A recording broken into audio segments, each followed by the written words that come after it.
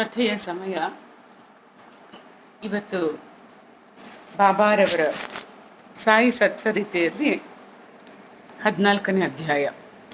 ಕೆಲವು ಬಾಬಾರವರ ನಿಜ ಜೀವನದಲ್ಲಿ ಹೇಗಿದ್ದರು ಅವರ ಚರಿತ್ರೆ ಒಂದು ಸ್ವಲ್ಪ ಕಥೆಗಳು ಕೇಳಿಸ್ಕೊಳ್ಳೋಣ. ಏಕೆಂದರೆ ಬಾಬಾರವರ ಜೀವನ ಬಹಳ ಮಧುರವಾದದ್ದು. ಅವರ ಅನೇಕ ಕೆಲಸಗಳು ಮತ್ತು ಸ್ವಾಭಾವಿಕವಾಗಿ ಅವರು ಮಾತಾಡ್ತಾ ಇರುವಾಗಲೇ ವಚನಗಳು ಹೊರಹೊಮ್ತಾ ಇತ್ತಲ್ಲ. ನಿನ್ನೆ ಒಂದು 4-5 ಬಾಬಾರವರ ನುಡಿಗಳನ್ನ ಹೇಳಿದೆ ಅಲ್ಲ, ಅವು ಅಷ್ಟು ಮಧುರವಾಗಿತ್ತು. ಅವರ ಜೀವನ ಅಂತ ಹೇಳಿದ್ರೆ ಹೇಳ್ತಾರೆ ಹರ್ಷದ ಪ್ರತಿರೂಪ ಬಾಬಾರವರ ಜೀವನ ಅಂತ. ಮತ್ತು ಅವರು ಭಕ್ತರಿಗೋಸ್ಕರ ಕರ್ತವ್ಯ ತತ್ಪರತೆಯನ್ನು ಬೋಧಿಸೋ ಕಥೆಗಳು ಹೇಳ್ತಾರೆ. ಅವ್ರಿಗೇನು ಆಶೆ ಅಂದರೆ ಜನಕೋಟಿ ಪ್ರತಿಯೊಬ್ಬನು ಎಲ್ಲ ಜನರು ಸುಖವಾಗಿ ಬಾಳಬೇಕು ಅನ್ನೋದೊಂದೇ ಅವರ ಧ್ಯೇಯ, ಬಾಬಾರವರ ಧ್ಯೇಯ. ಮತ್ತು ಈ ಒಂದು ಜೀವನದ ಗುರಿಯನ್ನು ಸಾಧಿಸಬೇಕು ಅಂತ ಹೇಳಿದ್ರೆ ಜನರು ಜಾಗೃತರಾಗಬೇಕೆಂದು ಅನ್ನೋದು ಅವರ ಅಭಿಪ್ರಾಯ. ಹೌದಲ್ವಾ? ಅವ್ರು ಹೇಳ್ತಾರೆ ಪೂರ್ವ ಜನ್ಮದ ಪುಣ್ಯ ಏನು ಮಾಡಿದ್ವೋ ಏನೋ ಗೊತ್ತಿಲ್ಲ, ನಮಗೆ ಈ ಮಾನವ ಜನ್ಮ ಲಭಿಸಿದೆ ಅಲ್ವಾ ಪೂರ್ವಜನ್ಮದ ಪುಣ್ಯದಿಂದ.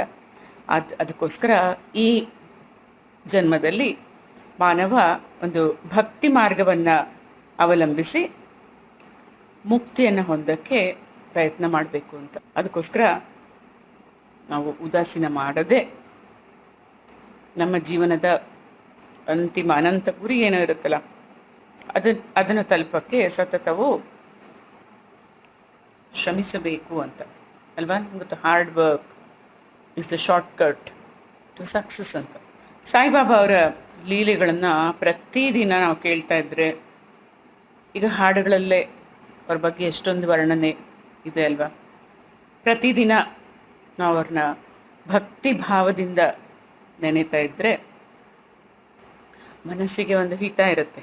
ಮನಸ್ಸಲ್ಲಿರುವ ಚಂಚಲತೆ, ಮನಸ್ಸು ಕೋತಿ ಥರ ಅಂತ ಹೇಳಿದ್ವಲ್ಲ ಅಲ್ವಾ, ಮರ್ಕಟ, ಮನಸ್ಸನ್ನು ಮರ್ಕಟಕ್ಕೆ ಹೋಲಿಸೆ, ಆ ಚಂಚಲತೆ ಹೊರಟೋಗ್ಬಿಡುತ್ತೆ. ಮತ್ತು ಕೊನೆಗೆ ಪರಬ್ರಹ್ಮನಲ್ಲಿ ಮನಸ್ಸು ಲೀನ ಆಗತ್ತೆ ಅಂತ ಹೇಳ್ತೀವಿ. ಅನುಭವಕ್ಕೆ ಬಂದಿದ್ದರೆ ನಮಗೆ ಹೌದಪ್ಪ ಇದು ನಿಜ ಅಂತ ಗೊತ್ತಾಗುತ್ತೆ. ಇಲ್ಲದೆ ಹೋದರೆ ಇದನ್ನ ಅನುಭವಕ್ಕೆ ಬರೆಸ್ಕೊಳ್ಬೇಕು ನಾವು. ಒಂದು ಕಥೆ, ಏನು ಘಟನೆ ಇದು ಏನಾಗಿತ್ತು ಅಂತ ಓದ್ತಾ ಹೇಳ್ತೀನಿ ಇದನ್ನು ನಾನು. ನಿಜಾಮ ರಾಜ್ಯದಲ್ಲಿ ಒಬ್ಬರು ನಾಂದೇಡ ಅಂತ, ನಿಜಾಮ ರಾಜ್ಯದಲ್ಲಿ ನಾಂದೇಡ ಅನ್ನೋ ಪ್ರದೇಶದಲ್ಲಿ ರತನ್ಜಿ ವಾಡಿಯಾ ಅಂತ ಒಬ್ಬ ವ್ಯಾಪಾರಿ. ಅಂದರೆ ಧನಿಕ, ಅವನು ತುಂಬ ಶ್ರೀಮಂತ. ಅವನು ಏನು ಹಣ ಕಾಸು ಐಶ್ವರ್ಯಕ್ಕೆ ಕೊರತೆನೇ ಇರಲಿ ಅಷ್ಟು ಕೊಟ್ಟಿದ್ದ. ಜನ ಎಲ್ಲ ಅಂದ್ಕೊಳ್ತಾರೆ, ಓ ಇವ್ರ ಹತ್ರ ತುಂಬ ದುಡ್ಡಿದೆ ಅಂದರೆ ಇವರು ಸುಖವಾಗಿದ್ದಾರೆ ಅಂತ ಅಲ್ವಾ. ಎಲ್ಲ ಜನಕ್ಕಷ್ಟೇ, ಹಣ ಇದ್ದರೆ ನಾವು ತುಂಬ ಸುಖ ಅಂದ್ಕೊಂಡ್ಬಿಡ್ತೀವಿ. ಇವರು ಪಾಪ ಅವ್ರಿಗೇನು ಕೊರಗಿತ್ತೋ ಮೇಲೆ ಏನು ತೋರಿಸ್ಕೊಳ್ತಾನೆ ಇರಲಿಲ್ಲ, ಪ್ರಸನ್ನ ಚಿತ್ತರಾಗೆ ಇರ್ತಾಯಿದ್ರು, ಸಂತೃಪ್ತರಾಗಿ. ಆದರೆ ಮನಸ್ಸಲ್ಲಿ ಒಂದು ದೊಡ್ಡ ಕೊರಗಿತ್ತು ಅವರಿಗೆ. ಅದಕ್ಕೆ ಹೇಳ್ತಾರೆ, ಪ್ರಪಂಚದಲ್ಲಿ ಎಲ್ಲರೂ ಸಂಪೂರ್ಣ ಸುಖಿಗಳು ಯಾರೂ ಇಲ್ವೇನೋ, ಭಗವಂತ ಎಲ್ಲರಿಗೂ ಒಂದೊಂದು ಚೂರು ಕೊರತೆ ಆದರೂ ಕೊಟ್ಟಿರ್ತಾನೆ ಅಂತ ಅನಿಸುತ್ತೆ. ಅವರು ಅಷ್ಟು ಹಣ ಇದೆ ಅಂತ ಹೇಳಿದ್ರೆ ಅಷ್ಟೇ ಧರ್ಮನಿಷ್ಠರು, ಉದಾತ್ತರು. ಅವನ ಜಿಪುಣನ ಕತೆ ಹೇಳಿದ್ವಲ್ಲ, ಧನಿಕ ಜಿಪುಣ, ಆ ಥರ ಅಲ್ಲ ಅವರು. ಅದಕ್ಕೋಸ್ಕರ ಇವರೆಲ್ಲ ಇದು ಮಾಡುವ ಸತ್ಕಾರ್ಯಕ್ಕೆ ಎಲ್ಲ ನೋಡಿ ಜನ ತುಂಬ ಸುಖಿ ಇವರು ಅಂತ ಅಂದ್ಕೊಂಡಿದ್ರು. ಒಂದೇ ಒಂದು ಈ ರತನ್ಜಿಗೆ ದೊಡ್ಡ ಕೊರಗು ಅಂತ ಹೇಳಿದ್ರೆ ಮಕ್ಕಳೇ ಇಲ್ಲ ಅವರಿಗೆ. ಅದೊಂದು ತುಂಬ ಕೊರಗು. ಅದಕ್ಕೆ ಅವ್ರಿಗೆ ಶಾಂತಿ ಅನ್ನೋದೇ ಇರಲಿಲ್ಲ. ನಾವು ಹೇಳ್ತೀವಲ್ಲ, ಮಕ್ಕಳಿಲ್ಲದೆ ಹೋದರೆ ಆ ಒಂದು ಏನು ಸಂತಾನವಿಲ್ಲದ ಗೃಹ ನಿಷ್ಪ್ರಯೋಜಕ. ಯಾವ ಥರ ಅಂತ ಹೇಳಿದ್ರೆ ಭಕ್ತಿ ಅಥವಾ ಪ್ರೀತಿ ಇಲ್ಲದ ಕೀರ್ತನೆ, ಸುಮ್ಮನೆ ಮೆಕ್ಯಾನಿಕಲ್ ಆಗಿ ಹಾಡಬೇಕು ಅಂತರ ಕೀರ್ತನೆ ಹಾಡಿದ್ರೆ, ಅಥವಾ ಸಂಗೀತ ಹಾಡುವಾಗ ಅದರ ವಾದ್ಯಗಳೊಡನೆ ಒಂದು ಅದಕ್ಕೆ ಆ ರಿದಮ್ ಸಮ್ಮಿಶ್ರವಾಗದೆ ಹೋದರೆ ಹೇಗಿರುತ್ತದು? ಬ್ರಾಹ್ಮಣ ಅಂಥೇಳಿ ಯಜ್ಞೋಪವೀತ ಹಾಕ್ಕೊಳ್ದೆ ಹೋದರೆ, ಲಿಂಗಾಯತ ಅಂಥೇಳಿ ಅವನು ಒಂದು ಲಿಂಗವನ್ನು ಧಾರಣೆ ಮಾಡದೆ ಹೋದರೆ, ಪೂಜೆ ಮಾಡದೆ ಹೋದರೆ ಬುದ್ಧಿ ಇತ್ತು ವಿವೇಕ ಇಲ್ಲ. ಎಷ್ಟೊಂದು ಕತೆ ಕೇಳಿಸ್ಕೊಂಡಿದ್ದೀವಲ್ಲ ನಾವು. ಬುದ್ಧಿ ಮತ್ತು ವಿವೇಕದ ನಡುವೆ ನಮಗೆ ವ್ಯತ್ಯಾಸ ಗೊತ್ತು. ಬರೀ ಬುದ್ಧಿ ಇದ್ದರೆ ಆಯಿತಾ, ಸೊ ವಿವೇಕ ಇಲ್ಲ, ಮತ್ತು ಪಶ್ಚಾತ್ತಾಪವಿಲ್ಲದ ಯಾತ್ರೆ, ಹಾರವಿಲ್ಲದ ಆಭರಣ ಅನ್ನೋ ಥರ ಎಲ್ಲ ಇವೆಲ್ಲ ನಿಷ್ಪ್ರಯೋಜಕ ಅನ್ನೋ ಥರ. ಸಂತಾನವಿಲ್ಲದ ಗೃಹ ನಿಷ್ಪ್ರಯೋಜಕ ಅಂತ ರತನ್ ಜಿ ತುಂಬ ಕೊರಗು, ಮಕ್ಕಳಿಲ್ಲ ಮಕ್ಕಳಿಲ್ಲ ಅಂತ. ಅವ್ರು ಯಾವಾಗಲೂ ಅಂದ್ಕೊಳ್ತಾರೆ, ಈ ಭಗವಂತ ನನಗೆ ಹಣ ಕೊಟ್ಟಿದ್ದಾನೆ, ನನಗೊಂದು ಮಗುವನ್ನು ದಯ ಪಾಲಿಸೋದಿಲ್ವಾ ನನಗೆ ಭಗವಂತ ಅಂತ. ಇದೇ ಚಿಂತೆ ಇರುವಾಗ ಏನಾಗುತ್ತೆ, ನಮಗೆ ಬೇರೆದ್ರ ಮೇಲೆ ಅಷ್ಟು ಆಸಕ್ತಿ ಇರೋದಿಲ್ಲ. ತಿನ್ನೋದ್ರ ಮೇಲೂ ಆಸಕ್ತಿ ಇರಲ್ಲ ನೋಡಿ. ತಿನ್ನೋದ್ರ ಮೇಲೂ ಈಗ ಗಮನ ಇರೋದಿಲ್ಲ, ಆಸಕ್ತಿ ಇರೋದಿಲ್ಲ. ಏನೋ ಕಾಟಾಚಾರಕ್ಕೆ ಮಾಡ್ತೀವಲ್ಲ, ಆ ಥರ ಆಗಿಬಿಟ್ಟಿದ್ರು ಅವರು ರತನ್ಜಿ. ಒಂದು ಸತಿ ಅವರು ಈ ದಾಸಗಣು ಮಹಾರಾಜ್, ದಾಸಗಣು ಬಾಬಾರ ಕೀರ್ತನೆಗಳನ್ನೆಲ್ಲ ಹಾಡೋದು, ಅವ್ರ ಹತ್ರ ಹೇಳ್ಕೊಳ್ತಾರೆ ಇವರು ಈ ಥರ ಅಂತ ಹೇಳ್ಬಿಟ್ಟು. ಆವಾಗ ದಾಸಗಣು ಹೇಳ್ತಾರೆ, ನೀನು ಶಿರಡಿಗೆ ಹೋಗು, ಅಲ್ಲಿ ಬಾಬಾರವ್ರನ್ನ ಭೇಟಿ ಮಾಡಿ ಅವರ ದರ್ಶನ ಪಡ್ಕೊಂಡು ಅವ್ರನ್ನ ಬೇಡಿದ್ರೆ ನಿನ್ನ ಬಯಕೆ ಏನಿದೆ ಅದು ಈಡೇರತ್ತೆ ಅಂತ ಹೇಳ್ತಾರೆ ಅವರು. ಶಿರಡಿಗೆ ಹೋಗು, ಬಾಬಾರವ್ರನ್ನ ಬೇಡ್ಕೋ ಅಂತ ಹೇಳ್ಬಿಟ್ಟು. ಸರಿ, ರತನ್ಜಿ ಅವರು ಶಿರಡಿಗೆ ಹೋಗೋ ಮನಸ್ಸು ಮಾಡ್ತಾರೆ, ಹೋಗಬೇಕು ಅಂತ ಹೇಳ್ಬಿಟ್ಟು. ಸ್ವಲ್ಪ ದಿನ ಆದಮೇಲೆ ಹೋಗ್ತಾರೆ ಶಿರಡಿಗೆ. ಹೋಗಿ ಅಲ್ಲಿ ಬಾಬಾರವರ ದರ್ಶನ ಮಾಡಿ ಬಾಬಾರವರಿಗೆ ಫಲಪುಷ್ಪಗಳನ್ನು ಸಮರ್ಪಿಸಿ ಅವರ ಪಾದಗಳಿಗೆ ನಮಸ್ಕಾರ ಮಾಡ್ತಾರೆ. ಅವ್ರ ಹತ್ರ ಕೂತ್ಕೊಂಡು ಪ್ರಾರ್ಥಿಸ್ತಾ ಅವ್ರು ಹೇಳಿದರು, ಅನೇಕ ಜನರು ತಮ್ಮ ಕಷ್ಟ ಕಾಲದಲ್ಲಿ ನಿಮ್ಮ ಹತ್ರ ಬರ್ತಾರಂತೆ ಬಾಬಾ, ಅದು ನನಗೆ ತಿಳಿದಿರೋದ್ರಿಂದ ನಾನು ಏನೋ ಅತೃಪ್ತಿ ಇದೆ ನನಗೆ, ಅದಕ್ಕೆ ನಾನು ಬಂದಿದ್ದೀನಿ, ನಿಮ್ಮ ಪಾದಗಳನ್ನು ಆಶ್ರಯಿಸಿದ್ದೀನಿ, ನನ್ನ ಮಾತ್ರ ನಿರಾಶೆ ಮಾಡಬೇಡಿ ಬಾಬಾ. ಆಗ ಬಾಬಾ ಹೇಳ್ತಾರೆ, ನಂಗೆ 5 ರೂಪಾಯಿ ದಕ್ಷಿಣೆ ಕೊಡು ಅಂತ. ಈ ದಕ್ಷಿಣೆ ಕತೆ ಆಮೇಲೆ ಹೇಳ್ತೀನಿ, 5 ರೂಪಾಯಿ ದಕ್ಷಿಣೆ ಕೊಡು ಅಂತ.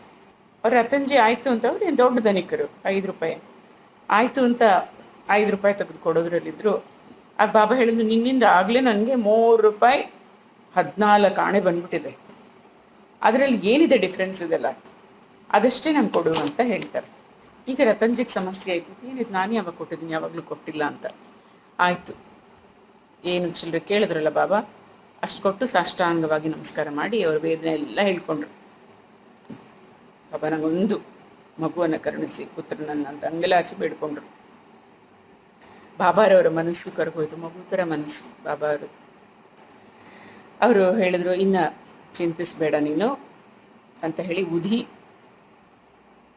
ಆಶೀರ್ವದಿಸಿ ಉದಿ ಕೊಡ್ತಾರೆ. ದೇವರು ನಿನ್ನ ಬಯಕೆ ಈಡೇರಿಸ್ತಾನೆ ಹೋಗು ಅಂತ. ನಾವು ಹೋಗ್ತೀವಲ್ಲ ಬಾಬಾ ವಿಭೂತಿ ಅಂತ ಹಚ್ಕೋತೀವಲ್ಲ, ಉದಿ ಕೊಡ್ತಾರೆ. ಹೀಗೆ ರತನ್ಜಿಯವರು ಬಾಬಾ ಆಶೀರ್ವಾದ ಪಡ್ಕೊಂಡು ವಾಪಸ್ ಹೋಗ್ತಾರೆ. ಅಲ್ಲಿ ಅವರು ನಾಂದೇಡಿಗೆ ಅವ್ರ ಊರಿಗೆ ಹೋಗ್ತಾರೆ. ಅಲ್ಲೆಲ್ಲ ಏನಾಯಿತು ಅಂತ ದಾಸಗುಣ ಅವರಿಗೆ ಎಲ್ಲ ತಿಳಿಸ್ತಾರೆ.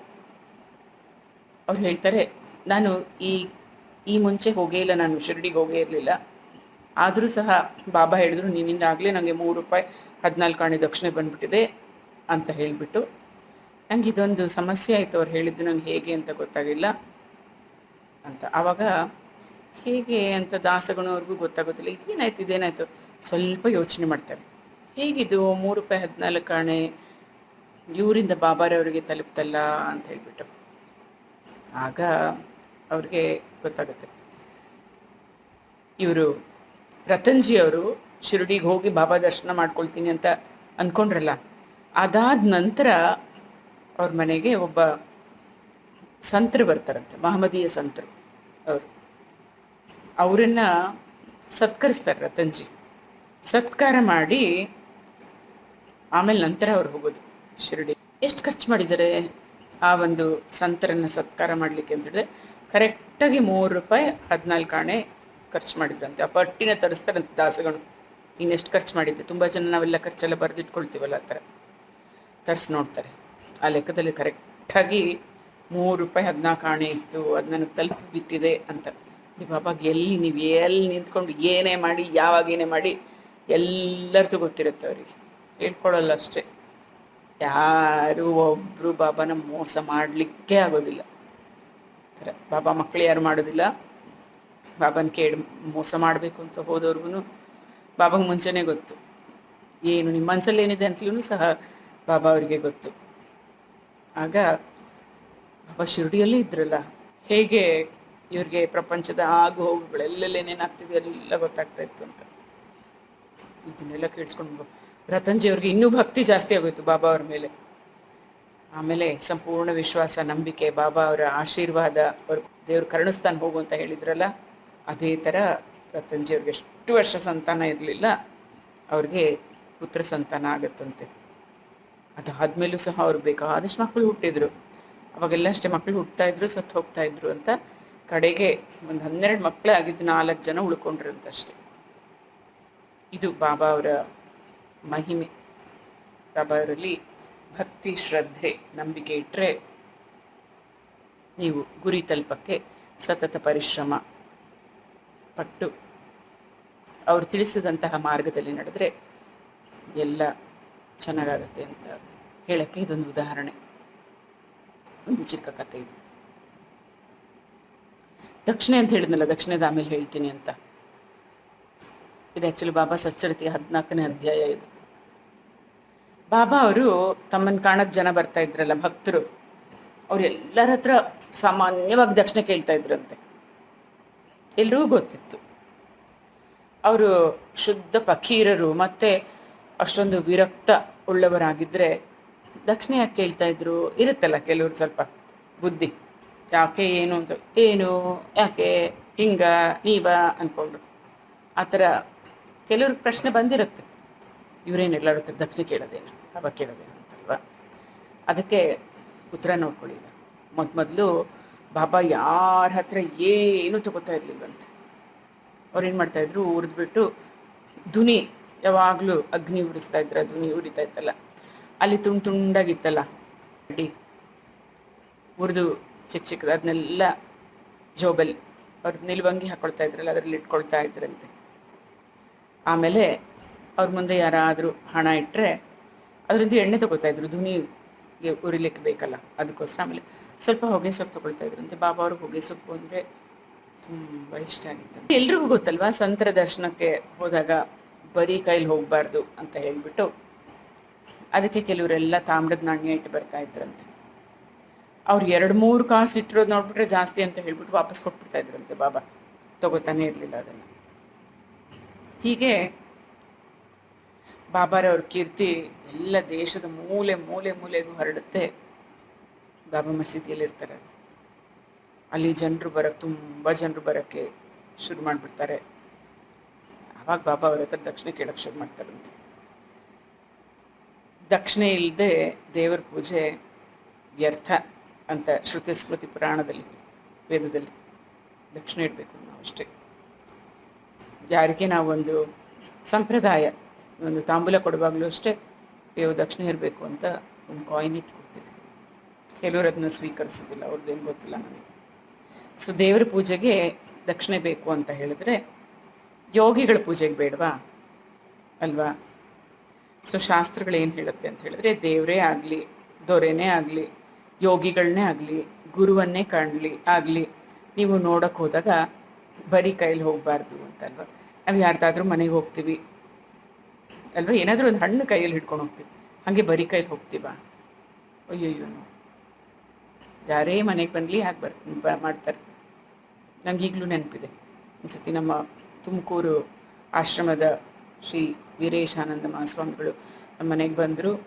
ಒಂದು ದೊಡ್ಡ ಸ್ಟೀಲ್ ತಟ್ಟೆ, ಅದ್ರ ತುಂಬ ಹಣ್ಣುಗಳಿಟ್ಕೊಂಡು ತೊಗೊಂಬಂದ್ರು. ನಾನು ಹೇಳಿದೆ, ಸ್ವಾಮೀಜಿ ನೀವು ಯಾಕೆ ಇಷ್ಟೆಲ್ಲ ಹಣ್ಣು ತಂದಿರೋದು? ಹೆಣ್ಮಗಳ ಮನೆಗೆ ಬರ್ತಾ ಇದ್ದೀನಲ್ಲಮ್ಮ, ನಾನು ಹಣ್ಣು ಕೊಡಬೇಕಲ್ವಾ, ಹಾಗೆ ಬರೀ ಕೈಲಿ ಬರೋಕ್ಕಾಗುತ್ತಾ ಅಂತ. ಅಪ್ಪ ಎಷ್ಟು ಚೆನ್ನಾಗಿ ಹೇಳಿದರು ಸ್ವಾಮೀಜಿ. ಆ ಥರ ನೋಡಿ, ಅವರೇ ಹಾಗೆ ಮಾಡ್ತಾರೆ ಅಂದರೆ ಎಲ್ಲರದು ಈ ಒಂದು ನಾವು ವರ್ಷಗಳಿಂದ ಏನು ಮುಂಚಿಂದ ಅನುಸರಿಸಿಕೊಂಡು ಬಂದಂತಹ ಈ ಪದ್ಧತಿ ಅಲ್ವಾ ಇದು. ಶಾಸ್ತ್ರಗಳು ಹೇಳ್ತೆ ಬರೀ ಕೈಯಲ್ಲಿ ಹೋಗಬಾರ್ದು ಅಂತ, ಮಗು ನೋಡಿದಾಗಲೂ ಬರೀ ಹಾಗೆ ನೋಡಬಾರ್ದು ಅಂತ, ಏನೋ ಒಂದು ಖುಷಿಯಾದಂತಹ ಒಂದು ಸಂದರ್ಭ ಅಂತ. ಆ ಥರ ಈ ಒಂದು ಸಂದರ್ಭದಲ್ಲಿ ಉಪನಿಷತ್ತುಗಳಲ್ಲಿ ಈ ವಿಚಾರವಾಗಿ ಏನು ಹೇಳಿದೆ ಅಂತ ಇದರಲ್ಲಿ ಬರೀತಾರೆ ಅವ್ರು ಹೇಳ್ತಾರೆ, ಪ್ರಜಾಪತಿಯು ದೇವತೆಗಳನ್ನು, ಅಸುರರನ್ನು, 3 ಜನ ಇಲ್ಲಿ, ದೇವತೆಗಳು, ಅಸುರರು, ಮಾನವರು ಅಲ್ವಾ, ಮಾನವ ದಾನವ ದೇವತೆಗಳು ಅನ್ನೋ ಥರ ಅವ್ರನ್ನೆಲ್ಲ ಒಂದೇ ಅಕ್ಷರದಿಂದ ಸಂಬೋಧಿಸಿದಾನೆ ಅಂತ ಉಪನಿಷತ್ತಲ್ಲಿ ಹೇಳುತ್ತಂತೆ. ಯಾವುದದು? ದಾ ಅನ್ನುವಂತಹ ಒಂದೇ ಅಕ್ಷರದಿಂದ ಸಂಬೋಧಿಸಿದ್ದಾನೆ ಅಂತ ಹೇಳುತ್ತಂತೆ.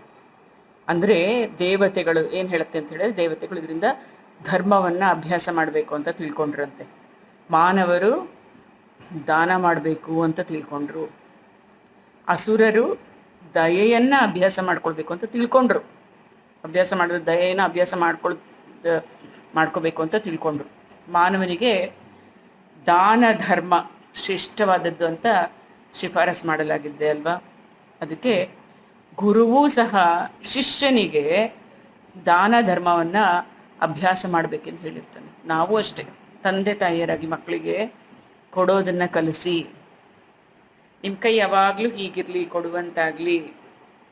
ನಾವೊಂದು ಕಥೆಯಲ್ಲಿ ಹೇಳಿದ್ನಲ್ಲ, ಕೋ ಅನ್ನೋದು ಕುಲಕ್ಕಿಲ್ಲ, ತಾ ಅನ್ನೋದು ತಲತಲಾಂತರಕ್ಕೆ, ಕೊಡ್ತೀನಿ ತಗೋ ಅನ್ನೋದು ಬರೋದಿಲ್ಲ. ಅಂದರೆ ಕೊಡು ಕೊಡು ತಾ ತಾ ತಾ.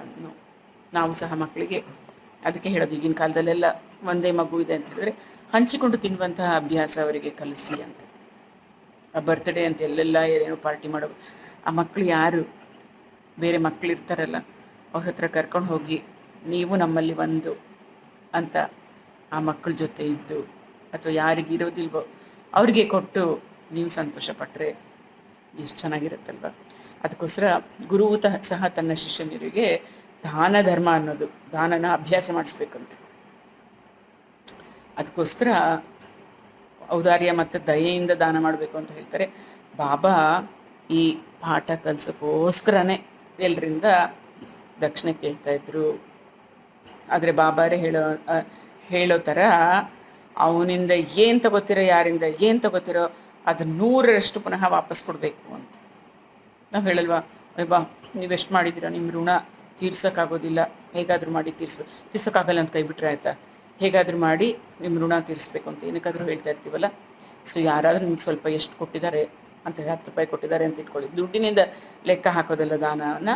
ಅಂದರೆ ಉದಾಹರಣೆಗೆ ಹೇಳ್ತಾರೆ, ಅದು 100 ಪಟ್ಟು ಕೊಡ್ಬೇಕು ನೀವು, ಅಂದರೆ 10 ಬಟ್ಟಾದರೂ ಕೊಡಬೇಕಲ್ಲ, ಆ ಥರ 10 ರೂಪಾಯಿ ಪ್ರೀತಿಯಿಂದ ಕೊಟ್ಟವನಿಗೆ ನಿಮಗೆ ಒಂದು ಅನುಕೂಲವಿರುವಾಗ ಅವನಿಗೆ 100 ರೂಪಾಯಿ ಕೊಡಬೇಕು ಅಷ್ಟೇ. ಆ ಥರ ಅದನ್ನ ದಾನದ ಸಂಸ್ಕೃತಿನ ತಿಳಿಸೋಕ್ಕೋಸ್ಕರ ಅವರು ದಕ್ಷಿಣೆ ಕೇಳ್ತಾ ಇದ್ರಂತೆ. ಅದೊಂದು. ಸೊ ಈ ಘಟನೆಗಳು ಬಹಳಷ್ಟಿದೆ. ಅವರು ಒಂದು ಪ್ರಸಿದ್ಧ ನಟರೊಬ್ಬರು ಗಣಪತರಾವ್ ಚೋಪಾ ಅನ್ಸುತ್ತೆ, ಅವರ ಚರಿತ್ರೆಯಲ್ಲಿ ಬರೀತಾರಂತೆ, ಬಾಬಾರವ್ರು ಆಗಿಂದಾಗೆ ನಂಗೆ ದಕ್ಷಿಣೆ ಕೇಳ್ತಾ ಇದ್ರು, ನನ್ನ ಭಂಡಾರ ಎಲ್ಲ ಬರಿದಾಯಿತು, ಆದರೆ ಕೊನೆಯಲ್ಲಿ ನನಗೆ ಹಣದ ಕೊರತೆನೇ ಇರಲಿಲ್ಲ ಅಂತ, ಅಷ್ಟು ಹಣ ಇತ್ತು. ಅವ್ರು ಏನು ದಕ್ಷಿಣೆ ಕೇಳ್ತಾಯಿದ್ರು ಬಾಬಾರವರು? ಹೆಚ್ಚಿನ ದಕ್ಷಿಣೆ ಏನೂ ಕೇಳ್ತಾ ಇರಲಿಲ್ಲ. ಒಬ್ಬರು ಪ್ರೊಫೆಸರ್ ನಾರ್ಕೆ ಅಂತ, ಅವರನ್ನು 15 ರೂಪಾಯಿ ದಕ್ಷಿಣೆ ಕೇಳಿದ್ರಂತೆ. ಅವ್ರು ಹೇಳಿದ್ರು ನನ್ನ ಹತ್ರ ಹಣ ಇಲ್ಲ ಅಂತ. ನೋಡಿ, ಆಗ ಬಾಬಾರವ್ರು ಹೇಳ್ತಾರಂತೆ, ನಂಗೆ ಗೊತ್ತು ನೀನೀಗ ಯೋಗ ವಾಸಿಷ್ಠವನ್ನು ಓದ್ತಾ ಇದೆಯಾ ಅಲ್ವಾ, ಅದರಿಂದ ಕೊಡು ಅಂತ ಹೇಳಿದ್ರಂತೆ. ಅಂದರೆ ಏನದು ಅಂತ ಹೇಳಿದ್ರೆ, ನೀವು ಓದ್ತಾ ಇದೆಯಲ್ಲ, ದಕ್ಷಿಣೆ ಅಂತ ಹೇಳಿದ್ರೆ ಪುಸ್ತಕ ಪಠಣೆಯಿಂದ ನೀನು ಪಾಠ ಕಲ್ತಿದೆಯಲ್ಲ, ಅದು ವಾಸವಾಗಿರುವ ಆತ್ಮದಲ್ಲಿ ಈ ನೀತಿಯನ್ನು ಇಡು ಅಂತ ಹೇಳ್ಬಿಟ್ಟು,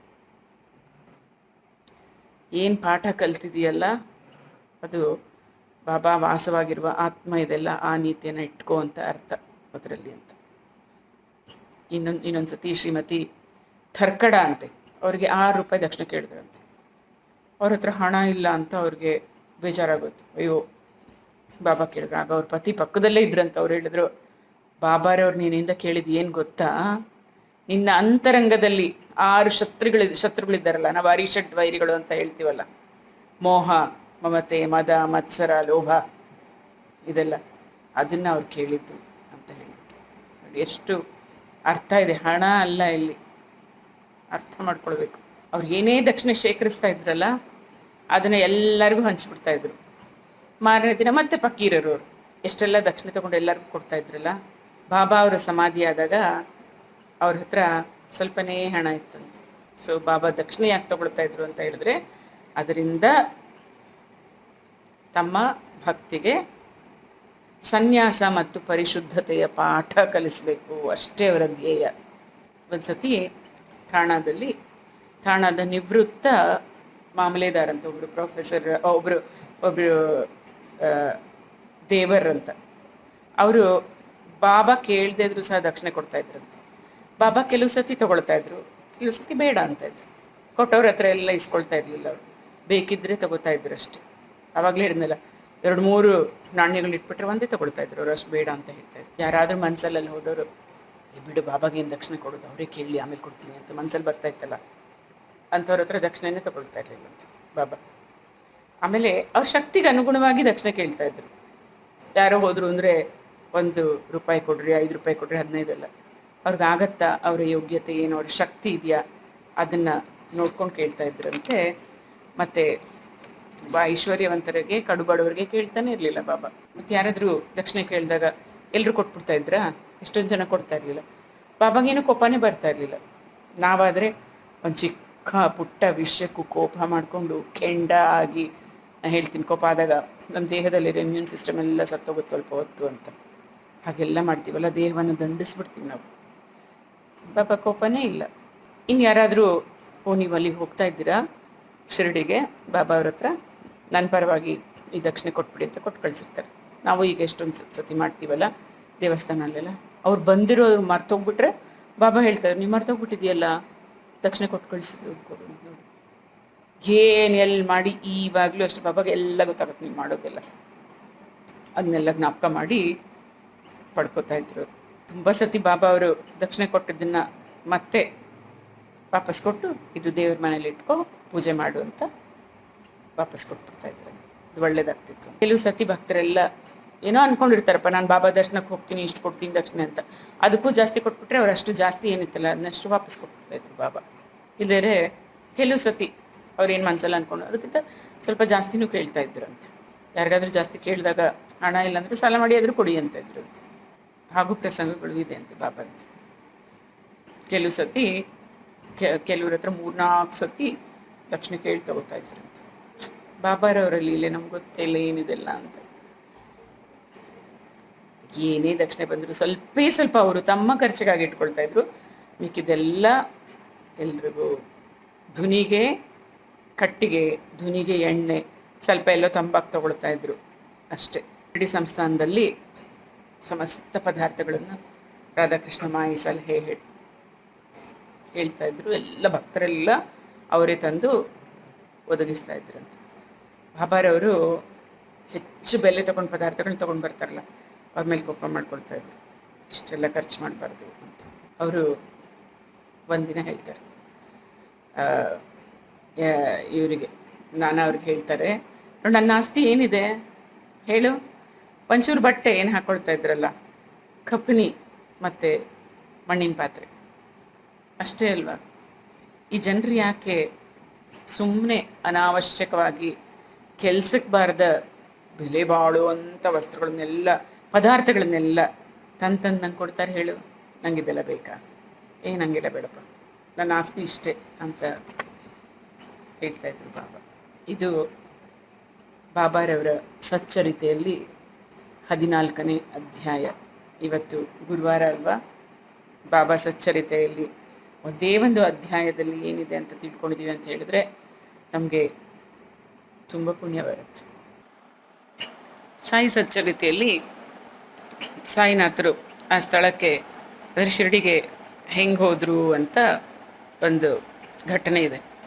ಔರಂಗಾಬಾದ್ನ ಒಂದು ಜಿಲ್ಲೆ ಧೂಪ್ ಅಂತ, ಜಿಲ್ಲೆಯ ಧೂಪ್ ಅಂತ ಗ್ರಾಮದಲ್ಲಿ ಚಾಂದ್ ಪಾಟೀಲ್ ಅಂತ ಬಹಳ ಧನಿಕ ಒಬ್ಬ ಇರ್ತಾನೆ. ಅವನು ಒಂದು ಸತಿ ಅವರು ಕುದುರೆನ ಕೆಲಸಕ್ಕೋಸ್ಕರ ಔರಂಗಾಬಾದ್ ಹತ್ರ ಹೊರಟಿರ್ತಾರೆ. ಅವರು ಕುದುರೆ ಮೇಲೆ ಬರ್ತಾ ಇರ್ತಾರೆ, ದಾರಿಲಿ ಕುದುರೆ ಕಳೆದು ಹೋಗ್ಬಿಡುತ್ತೆ. ಕಳೆದು ಹೋದಾಗ ಅಲ್ಲೆಲ್ಲ ಹೋಗ್ತಾ ಇರ್ತಾರೆ, ಒಂದು ಬೇವಿನ ಮರ ಇರುತ್ತೆ. ಅದ್ರ ಸಮೀಪದಲ್ಲಿ ಒಂದು ತೇಜಸ್ವಿ ಯುವ ಫಕೀರ ಒಂದು ಹುಡುಗ ಇರ್ತಾನಲ್ಲಿ. ಅಷ್ಟು ತೇಜಸ್ಸು ಇದೆಲ್ಲ ಕೂತ್ಕೊಂಡಿರ್ತಾನೆ. ಅವನ ಹತ್ರ ಕೇಳ್ತಾರೆ, ನನ್ನ ಕುದುರೆ ಇಲ್ಲಿ ನೋಡಿದ್ಯಾ ಅಂತ ಹೇಳಿಬಿಟ್ಟು, ಕಳೆದು ಹೋಗಿದೆ ಅಂತ. ಅವನು ಹೇಳ್ತಾನೆ, ಅಲ್ಲೇ ಹಳ್ಳದ ಹತ್ರ ಇದೆ, ನೋಡಿ ಹೋಗಿ ಅಂತ. ನಿಜ ಆಗಿರುತ್ತೆ. ಆ ಹಳ್ಳದ ಹತ್ರ ಹೋದರೆ ಅಲ್ಲಿ ಕುದುರೆ ಇರುತ್ತೆ ವಿಚಾರಿಸುವಾಗಿರುವಾಗ. ಆವಾಗ ಅದೇ ಫಕೀರನ್ನು ನೋಡ್ತಾ ಇರ್ತಾರೆ. ಅವನು ಹೆಂಗೆ ಅಂದರೆ ತನ್ನ ಒಂದು ಏನೋ ಸಟೀಕ್ ಅಂತಾರಲ್ಲ, ಅದ್ರ ಚಕ್ಕಂತ ನೆಲಕ್ಕೆ ಹೊಡೆದ್ರೆ ಬೆಂಕಿ ಬರುತ್ತೆ. ಒಂದು ಸತಿ ಬೆಂಕಿ ಬರೆಸ್ತಾನೆ, ಆಮೇಲೆ ಉಕ್ಕ ಸಿಗ್ತಾ ಇರ್ತಾರೆ, ಅದನ್ನು ಹಚ್ಕೊಳ್ತಾನಂತೆ. ಇನ್ನೊಂದು ಸತಿ ಹಾಗೆ ನೆಲಕ್ಕೆ ಹೊಡೆದ್ರೆ ನೀರು ಬರುತ್ತೆ. ಆ ನೀರಿಂದ ತನ್ನ ಬಟ್ಟೆ ಗಿಟ್ಟೆ ಎಲ್ಲ ಅದ್ದಿ ಎಲ್ಲ ಮಾಡ್ಕೊತಾ ಇರ್ತಾನಂತೆ. ಈಗ ನೋಡಿದಾಗ ಅವರಿಗೆ ಹಿಂಗಾಗ್ತಾ ಇರೋದು ನೋಡಿ ಚಾಂದ್ ಪಾಟೀಲ್ರಿಗೆ, ಈ ಫಕೀರಂಗೆ ನಾನು ಏನಾದರೂ ಆತಿಥ್ಯ ಬೇಕು ಅಂತ ಅವರಿಗೆ ಅನಿಸುತ್ತಂತೆ. ಅದಕ್ಕೋಸ್ಕರ ಅವ್ರ ಮದುವೆ ದಿಬ್ಬಣದ ಜೊತೆ ಹೋಗ್ತಾ ಇರ್ತಾರೆ. ಅವನು ಕರ್ಕೊಂಡು ಹೋಗ್ತಾರೆ.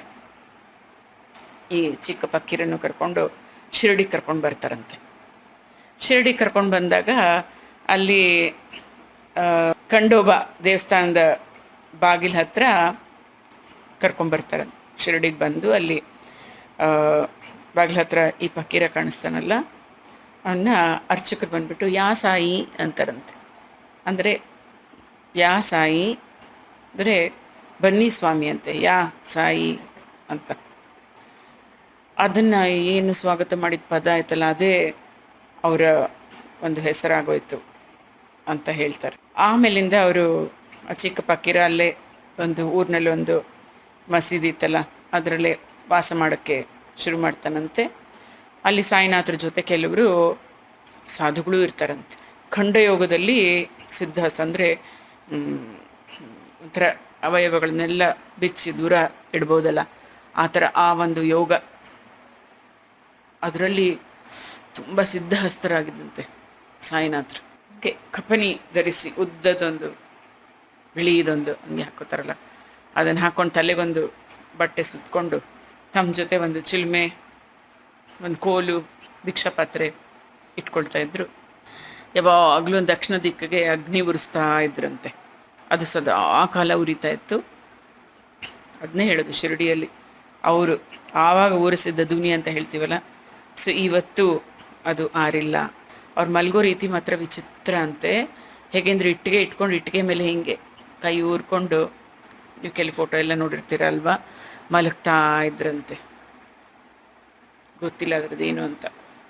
ಒಂದು ಸತಿ ಕಸ ಗುಡಿಸ್ತಾ ಇದ್ದ ಹುಡುಗ ಆ ಇಟ್ಟಿಗೆನ ಕ್ಲೀನ್ ಮಾಡ್ತಾ ಇರುವಾಗ ಅದು ಬಿದ್ದು ಬಡ್ದು ಹೋದಾಗ ಬಾಬಾ ಕಣ್ಣೀರು ಹಾಕಿದ್ರಂತೆ. ಅದಾದಮೇಲೇ ಬಾಬಾ ಈ ಇಹಲೋಕನ ತ್ಯಜಿಸಿಬಿಟ್ರು ಅಂತ ಹೇಳ್ತಾರೆ. ಇದು ಬಾಬಾರವರ ಚರಿತ್ರೆನ ಒಂದು ಸ್ವಲ್ಪ ಚೂರು ಇವತ್ತು ನಾವು ಕೇಳ್ಕೊಂಡಿದ್ದೀವಲ್ಲ. ಬಾಬಾರವರು ಇದ್ದಾರೆ, ನಮ್ಮ ಜೊತೆ ಇದ್ದಾರೆ. ಅವ್ರು ಹೇಳ್ತಾರೆ, ಎಲ್ಲೆಲ್ಲೂ ನಾನಿದ್ದೀನಿ, ನಾನು ಸಮಾಧಿಯಿಂದಲೇ ನಿಮ್ಮ ಜೊತೆ ಎಲ್ಲ ಮಾತಾಡ್ತೀನಿ ಅಂತ ಹೇಳ್ತಾರೆ. ಅವ್ರನ್ನ ನಂಬಿ ಅವರು ಹೇಳಿರುವಂತಹ ಸೂತ್ರಗಳು, ವಚನಗಳು, ಅದನ್ನು ಪಾಲಿಸಿದರೆ ನಮ್ಮ ಜೀವನ ಸಾರ್ಥಕವಾಗಿರುತ್ತೆ. ನಿಶ್ಚಿಂತೆಯಿಂದ ಇರ್ತೀವಿ, ಮನಸ್ಸಿನ ಚಂಚಲತೆ ಹೋಗುತ್ತೆ, ಸುಖ ಸಂತೋಷ ಆರೋಗ್ಯದಿಂದ ನಾವೆಲ್ಲರೂ ಇರ್ತೀವಿ.